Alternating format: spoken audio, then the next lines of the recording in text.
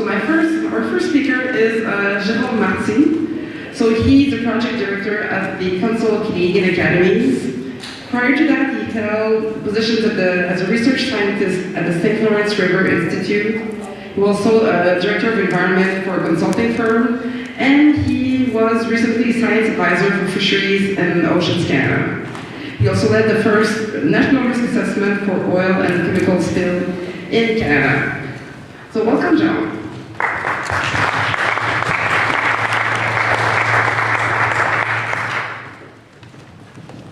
Hello, bonjour. All right, thank you very much for the introduction. Thank you for the organization for this symposium. I'm very pleased to share some results about a recent study we conducted with great students, Edwin Nichols at the University of Carleton, who worked with me for almost a year now. The title, Environmental Sensitivity to Oil Exposure in the Great Lakes Water. And I guess this looks like that. Okay, the objectives, here's the outline. I'm just going to explain a little bit what were our objectives for this analysis. I will quickly go through an overview of the methodology. I will show you three types of results. One is about oil transportation results in the Great Lakes Basin. I will talk about some environmental features. And when we multiply these two metrics, we can have an estimate of what we call sensitivities to oil transportations. And then I'll have a few words about what do we need next and what are the lessons learned from doing this type of analysis. So the objective for this analysis was to first look at where is the oil moving in the Great Lakes Basin, and we considered three types of transportation mode, explaining the multimodal approach in the title.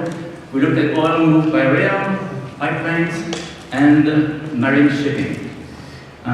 We collected data from different boxes, environmental data, that are describing the physical environment within the Great Lakes Basin, the biological features that were available from both Canada and the US, and also some indices describing the socioeconomic features that exist in the basin.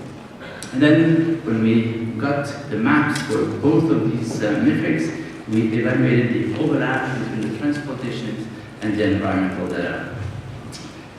Why did we do this work? Why was it maybe interesting to do it? Several reasons. The first one is linked to a risk assessment that I had a chance to lead a couple of years ago. The first national risk assessment for oil spills in Canadian waters. And for this analysis, we were only asked to use the Canadian data.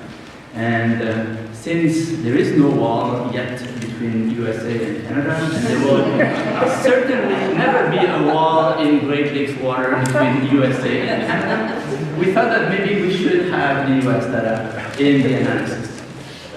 So that's the first reason. We also see that there is an increasing attention on hydrocarbons issues at large.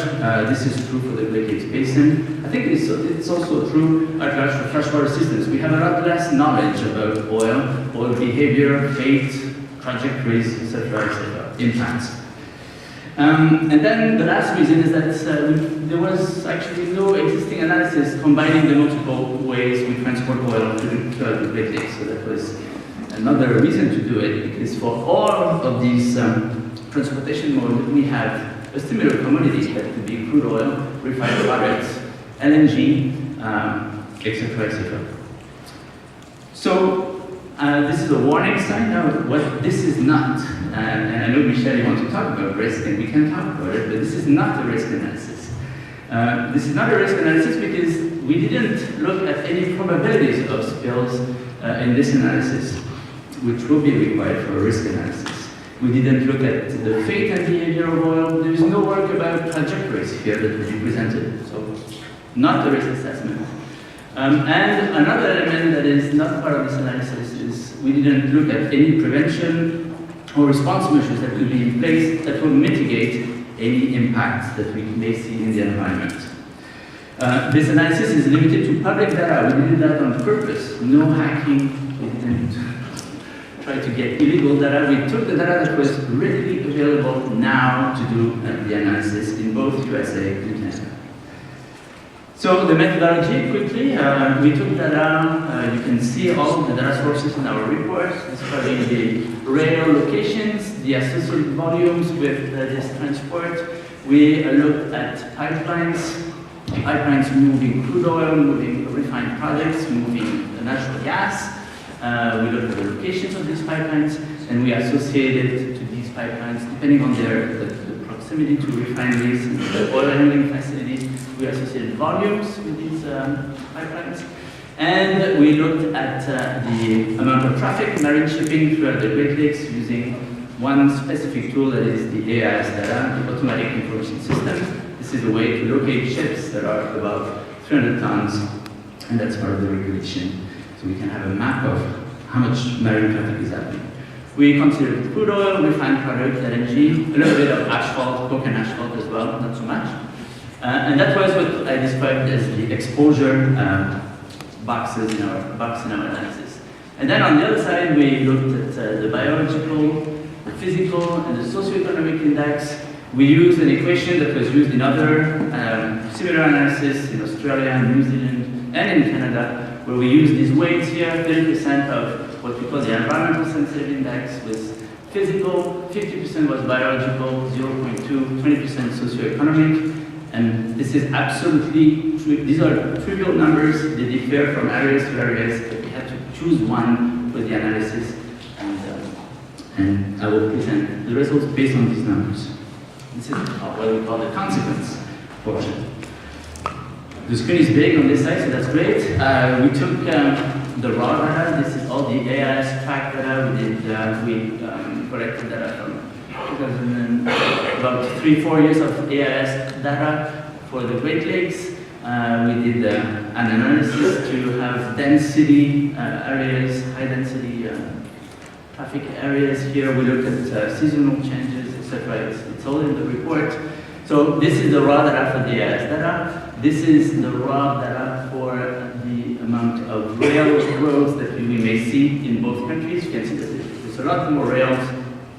The rail system is a lot more developed in the USA compared to Canada. And this is also one of the maps for crude oil only, for example, for the pipelines. Based on these maps here, we transformed them to how we applied GIS tools to calculate what would be the impact. So we dispersed these terrestrial signals here for rail and for the pipelines to the proximity of water to have areas that are more likely exposed to these transport modes. Here for the shipping densities, we used the seaways as one of the main drivers, and we looked at the main areas where we see major shipping. So we have here in the darker colors, there is very dense, a lot of traffic, a lot of oil here being moved by rail, and a lot of oil in these sections here moved by pipelines. For the environmental features, we combined a very large number of layers. I cannot show them all to you right now. This is here for the physical data. We combine the Environment Canada nearshore data sets with the NOAA equivalent that exists. We also combine data for the bottom of the Great Lakes to have this type of mapping here. This is for the physical environment. The physical substrate is very important because depending on the type of substrate, it will be more or less sensitive to oil exposure. This is a layer here showing you the fisheries throughout the Great Lakes, as well as the important habitat protected areas within the entire basin. And here, for this map here, these are some of the socio-ec features, population densities, port areas that were used as well to describe what we call the socioeconomic index.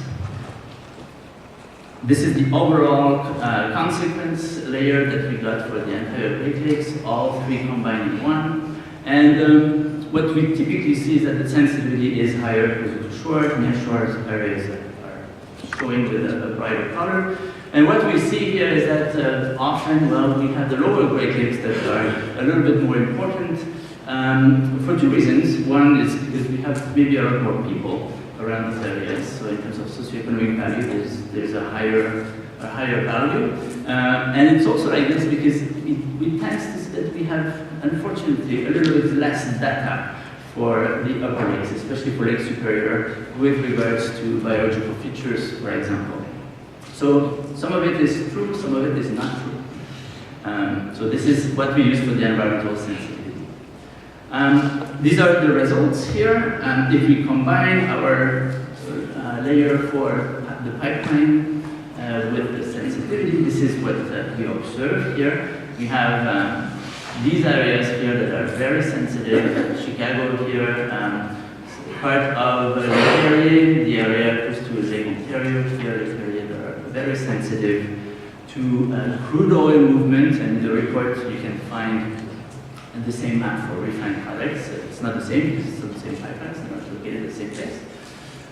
We have here the crude oil and rail. It's a lot clearer. There is a lot less oil, a lot less oil moved by rail compared to pipelines. Pipeline is the #1 source of transportation for crude oil in the Great Lakes. So it is clear, and it's basically matching the areas where we see that we have concentrations in the rail system. For marine shipping, here I'm showing a little bit more details here. Refined products, we have areas again close to refineries typically, and I want to point out that Montreal is quite dark in here, that section between Montreal and Quebec. I want to add to this that in the National Risk Assessment for Canada, the section between Montreal and Quebec City was the highest risk of spills in Canada. So that is, I think, a very important result. We don't see it here on this overall map. And for fuel oil, we have a lot of, so fuel oil is the oil that is used for heating purposes, so it is being moved by various shipping mechanisms throughout the Great Lakes, so it's quite important. And other petroleum products here, mostly asphalt and coke, high volumes, high tonnage, but not necessarily a large impact. That is something that could be further researched. It's a fairly inert substance when spilling water. What are the conclusions or way forwards? We see that the most sensitivities were observed in the lower Great Lakes. Again, sometimes because it makes sense, lots of population, but sometimes it's due to a lack of data in some areas, I think. And in nearshore areas, which is normal, but close to populations, we typically recognize that nearshore areas are important habitats, productive habitats biologically. We need, I think this type of analysis shows that there's a need for coordinated data management. We have a lot of data. It is difficult sometimes to put the two countries together for some of these data. So I think in the future, when we are looking at developing broad tools, we need to keep in mind that it has to be coordinated. We need to identify which data we really need to describe environmental sensitivities to oil spills or oil exposure, and we need to make sure that the two data sets could be merged together.